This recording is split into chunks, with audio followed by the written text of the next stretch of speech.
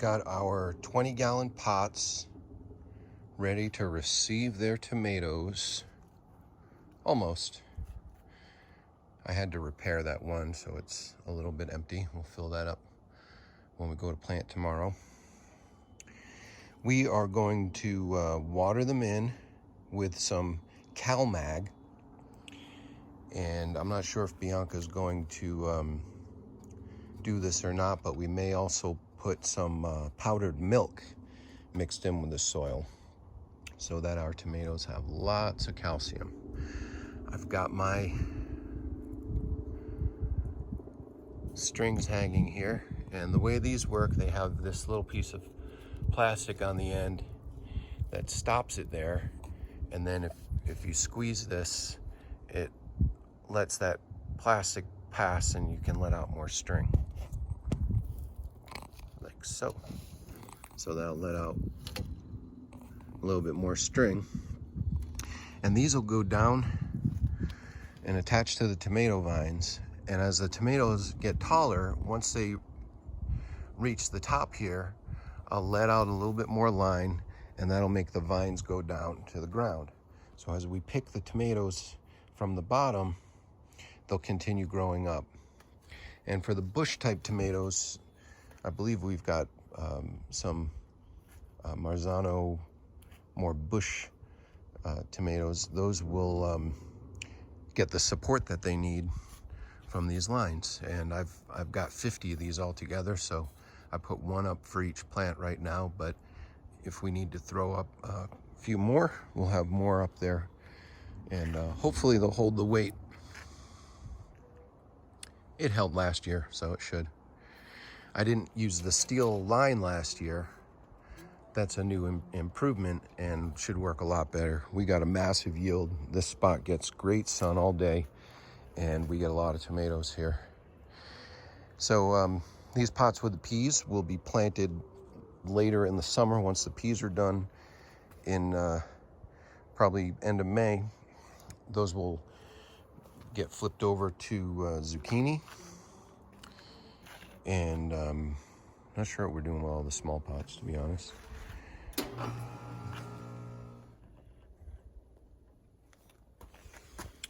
We're using the Grow Big fertilizer for vegetative growth and CalMag. And you're hand watering everyone with two pots? 2 pots, which is about 3 gallons. 3 gallons per tomato. And then I'm going to top them off with water after that. After that, water them in a little bit more. Mm-hmm.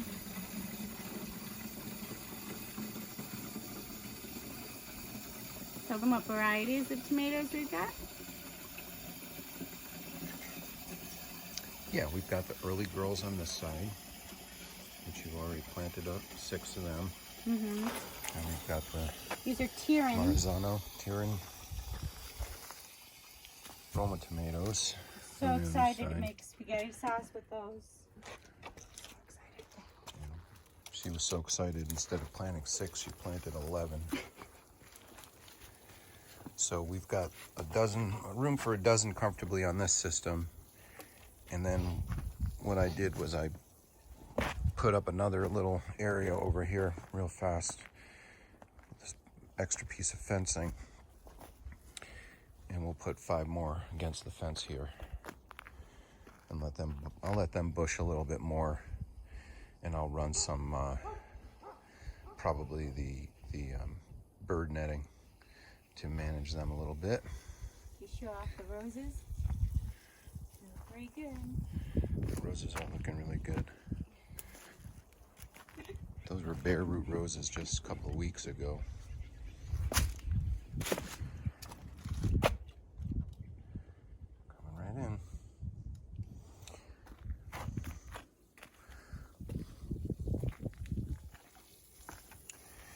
20-gallon pots, and I've got a string on each one. Goes up to this little unit here, and as the tomato grows, I can let out more string and let the vine go down, and we'll coil up the vine down around the bottom of the plant.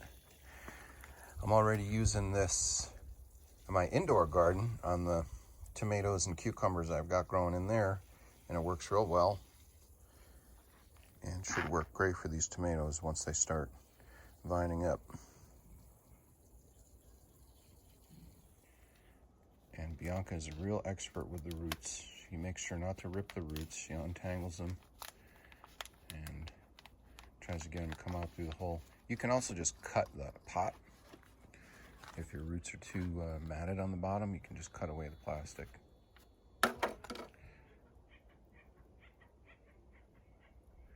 just going to take a minute to unravel the roots.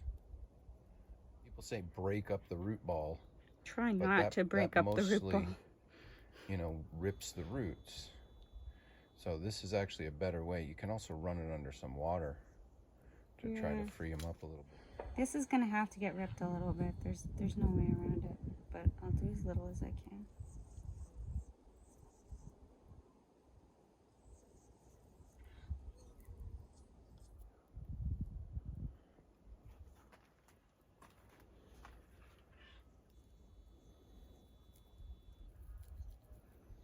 It's worth it because once she gets it unraveled, it's a long straight. Mourner.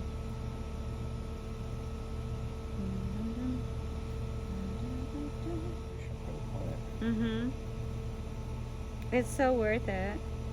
Even if you have to spend 10 minutes doing it, it's worth it. It's a lot healthier of a plant. Whoa, it's so matted. Tip number 1, don't start your tomatoes 2 months early. Yeah, we started months early.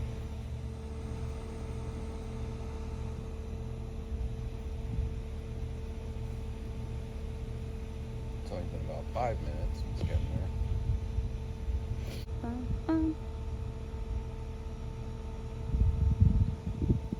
That's over here. Flip.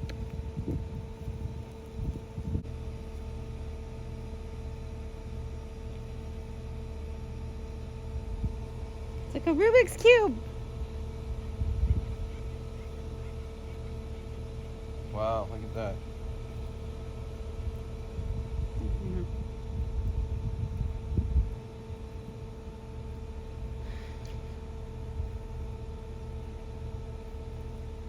So close.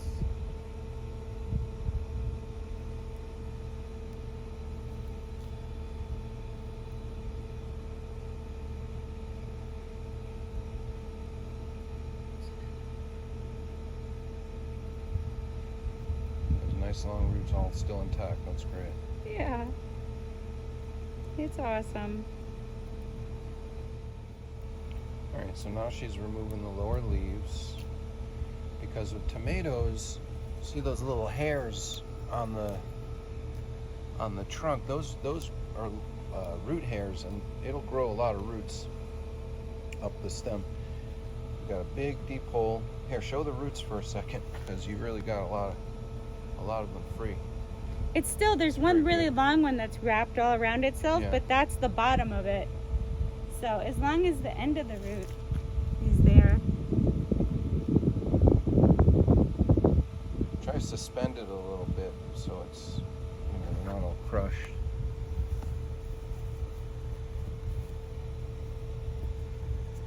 And that's a lot better to do if you kind of suspend the roots a little bit in the air and then push the soil in around them.